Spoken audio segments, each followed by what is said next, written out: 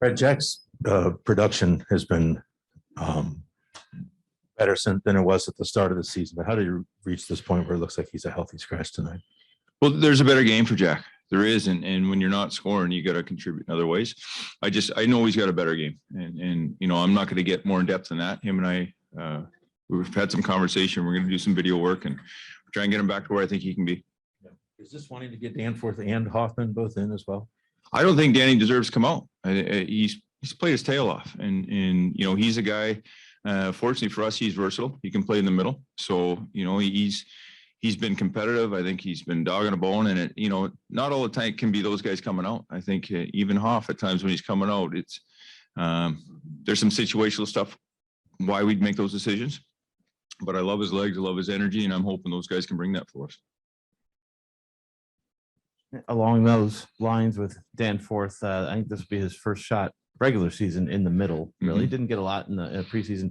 How eager are you to see him in the middle, and if he can bring what you're talking about, that skating, that energy and stuff from the middle? Yeah, you don't change your game. I think he's a strong guy. I think being a right shot at center too. I think that could be an element we could use too, is just being a good guy in the circle. But don't overthink it. Just keep doing what he's doing as far as his energy and bringing that tenacity, his legs, his dog at a bone mentality. And I think, Hoff brings that too. And he's a guy who can skate. So, I'm anxious to see what they look like tonight. Yeah, I was gonna say with Hoffman, I mean, I know he's gone through some struggles here a little bit, as a first-year player will do.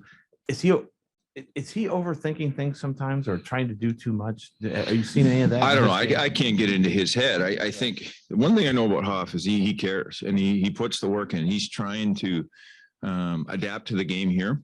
And again, the player decides on that process as far as when that kind of clicks. And this is a tough league, and we keep saying that, and it gets old, but this is a hard league to learn in. And he's been in European hockey for a long time, so it's never an effort thing. And I've said this a thousand times with him, but sometimes you got to slow your mind and find the holes. And because he's got a great shot, he's got a good knack around the net. It's just finding those spots and opportunities. And I've said it many times with him. I think there's something there. It's just putting it all together at the right time, and when that's going to be, I'm not sure.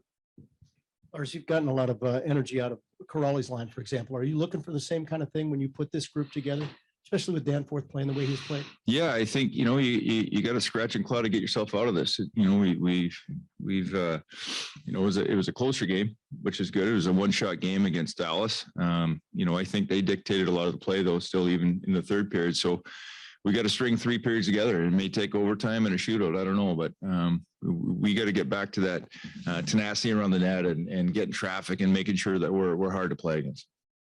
Can we get an overall update on the health of your goaltenders and who is starting tonight? Daniel's going to start tonight, and we're on a back-to-back, so they're going to split anyway. It gives Elvis some practice time, which I think he needs. He hasn't been practicing for 3 days, so Corpy's, I think, doing a bit better, but he's not ready to go. Yeah, they had follow-up COVID tests and still negative. Yep, all negative. So that's the good news here. So just like any winter season, there's going to be flu bugs. So we're happy it's just that. If I can change the direction here a little bit, I noticed.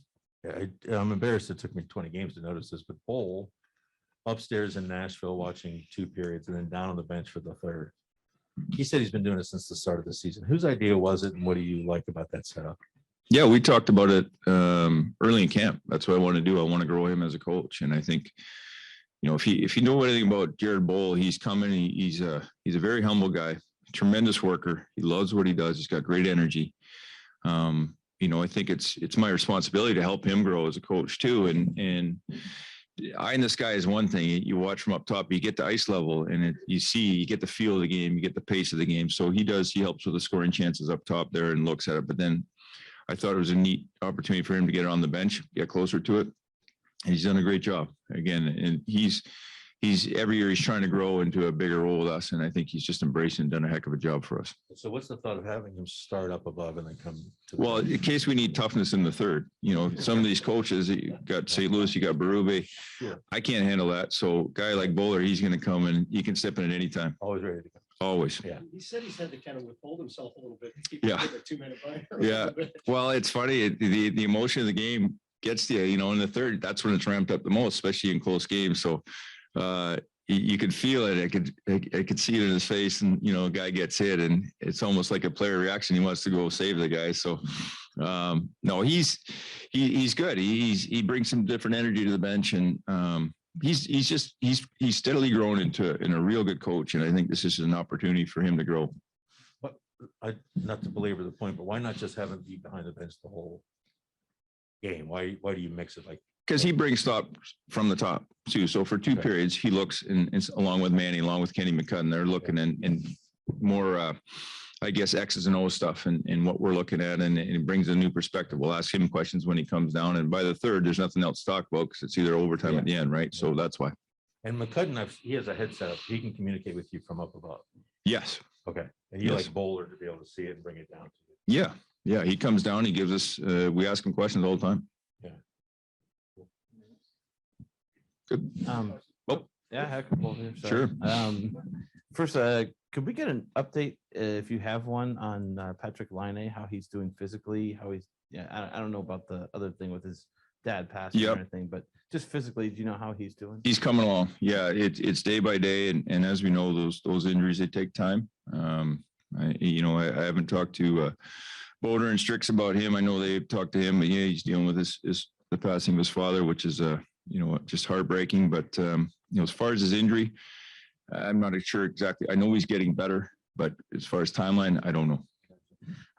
In the time that he's been out, I know that the last stretch here has been kind of rough, but Mhm. Overall, are you happy with how the guys have responded without? I mean, he was a key part of your lineup when he went out. Yeah, he's a key guy. I mean, he's a top line winger or top 6 at the bare minimum, and a first unit power play guy. So we talk about guys having to pick it up, and these, we've lost 3 in a row. We know that, and it's losing sucks.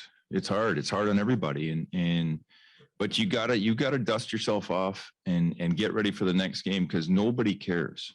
Other than our fans, us, we care, but the other teams, they want to kick you while you're down. So again, these moments are incredible for your group, to how we handle these situations, and there's no easy way through it. If you could just get an easy game, it'd be fantastic. But unfortunately, this league's not going to do that for you. You have to go get it. And sometimes you got to earn it ugly. Sometimes you're going to be spot on, or it might be something in between. So for a young team, younger players, you keep getting questions about Silly and Chinny. Are you worried about them? No, this is part of growth. I'm not worried about it. If it goes too smooth, that's actually the worst thing for them. I believe. I think you need to hit adversity. So they're like a lot of our guys, and they're not on island. They have to learn how to navigate through this and push through and dig deeper. And that's part of trying to win in the NHL consistently, and you don't want it to go too long. We just want to get that win to feel good about yourself again. And that's what we're going to try to do here tonight against a really good hockey team. I have one more for you. All right. Thanks for taking it. We've talked about Gavrikov before, about how he can kind of be sneaky offensively, but you want him to play his game and not try and be something that he's not. But he quietly has, like, I don't know, 10 or 11 assists or something like that. How nice is it to be able to get that offensive production? Well, it seems like he is playing to get the way. Yeah, that's great. But I'm going to refer back to just be who you are. And, when he's at his best, he's stiff, he's aggressive, he's hard in the battle. He stops plays. He's the one guy back there that's just heavy. And when he gets an arm on you, generally things are good. It stops. He doesn't take penalties. He moves better. I think his anticipation, he doesn't get a lot of credit for his anticipation offensively. I think that's why he has a good gauge and kind of when to go. And there's times where I think we need to pull him back a bit, but I trust him in a lot of situations as far as defending and killing penalties and all those hard minutes against good lines and good teams. So as long as he sticks to that, he's got a green light at some of the offensive stuff, and it's helped his game.